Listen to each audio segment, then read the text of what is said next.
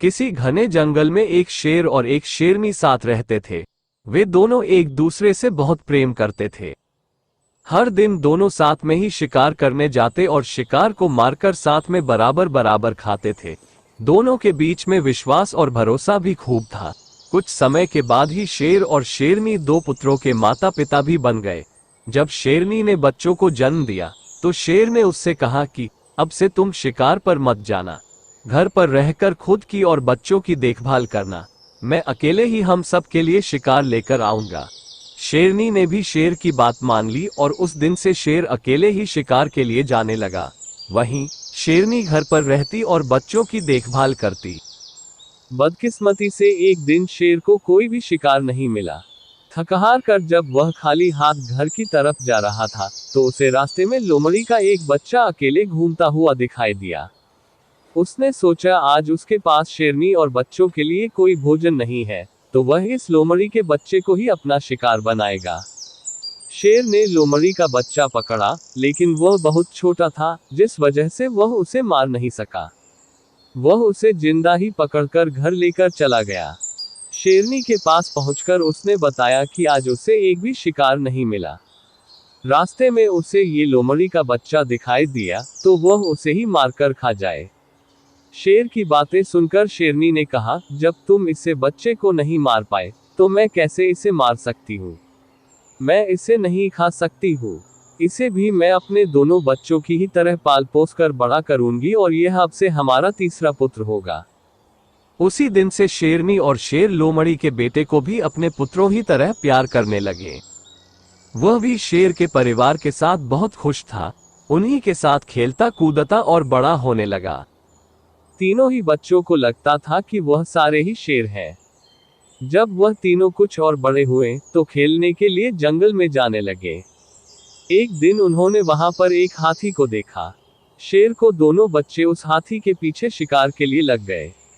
वहीं लोमड़ी का बच्चा डर के मारे उन्हें ऐसा करने से मना कर रहा था।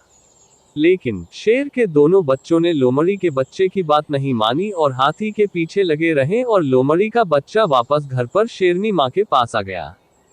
कुछ देर बाद जब शेरनी के दोनों बच्चे भी वापस आए तो उन्होंने जंगल वाली बात अपनी माँ को बताई। उन्होंने बताया कि वह हाथी के पीछे गए, लेकिन उनका तीसरा भाई डरकर घर वापस भाग आया। इसे सुनकर लोमड़ी का बच्चा गुस्सा हो गया। उसने गुस्से में कहा कि तुम दोनों जो खुद को बहादुर बता रहे हो, मैं तुम दोनों को पटकर जमीन पर गिरा सकता हूँ। लोमड़ी के बच्चे की सुनकर शेरनी ने उसे समझाया कि उसे अपने भाइयों से इस तरह की बात नहीं करनी चाहिए। उसके भाई झूठ नहीं बोल रहे, बल्कि वे दोनों सच ही बता रहे हैं। शेरनी बात भी लोमड़ी के बच्चों को अच्छी नहीं लगी।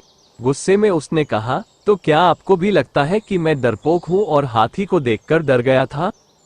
लोमड़ी के बच्चे की इस बात को सुनकर शेरनी उसे अकेले में ले गई और उसे उसके लोमड़ी होने का सच बताया।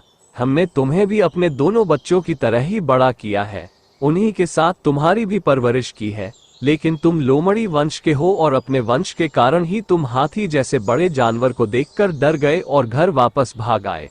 वहीं तुम्हें दोनों भाई शेर के वंश के हैं, जिस वजह से वो हाथी का शिकार करने के लिए उसके पीछे भाग गए। शेरनी ने आगे कहा कि अभी तक तुम्हारे दोनों भाइयों को तुम्हारे लोमड़ी होने का पता नहीं है। जिस दिन उन्हें ये पता चलेगा वह तुम्हारा भी शिकार कर सकते हैं। इसलिए अच्छा होगा कि तुम यहाँ से जल्द ही भाग जाओ और अपनी जान बचा लो। शेरनी से अपने बारे में सच सुनकर लोमड़ी का बच्चा डर गया और मौका मिलते ही वह रात में वहां से छिपकर भाग गए।